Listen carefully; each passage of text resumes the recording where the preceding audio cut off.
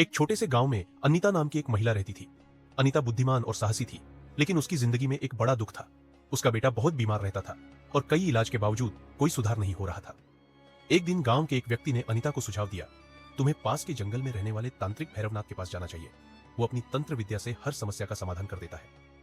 अनीता अपने बेटे को बचाने के लिए किसी भी हद तक जाने को तैयार थी। वह भैरवनाथ के पास गई।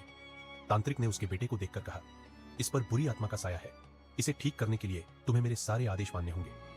तांत्रिक ने अनीता को अजीब अजीब पूजा करवानी शुरू कर दी। उसने कहा कि उसे कई रातें अकेले जंगल में गुजारनी होंगी और उसके लिए तांत्रिक के खास अनुष्ठान में शामिल होना पड़ेगा। अनीता को धीरे धीरे एहसास हुआ कि तांत्रिक की नीयत ठीक नहीं है। उसने ध्यान दिया कि भैरवनाथ बीमारियों को ठीक करने की बजाय महिलाओं को अपने जाल में फंसाने की कोशिश करता था। अनीता ने तय किया कि वह इस जाल से खुद को और दूसरी महिलाओं को बचाएगी। एक रात अनीता ने गांव के सरपंच और कुछ समझदार लोगों को सारी बात बताई। सबने मिलकर एक योजना बनाई। अगले दिन अनीता भैरवनाथ के पास गई और उसके अनुष्ठान का नाटक करने लगी। जब तांत्रिक ने उसकी मजबूरी का फायदा उठाने की कोशिश की तो गांव के लोग अचानक वहां आ गए। तांत्रिक को रंगे हाथ पकड़ लिया गया। सरपंच ने पुलिस को बुलाया और भैरवनाथ को गिरफ्तार कर लिया गया।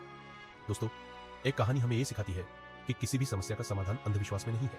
सही इलाज, सही समय और सही फैसले ही हमारी मदद कर सकते हैं। दुष्ट तांत्रिकों और झूठे बाबाओं से बचना बहुत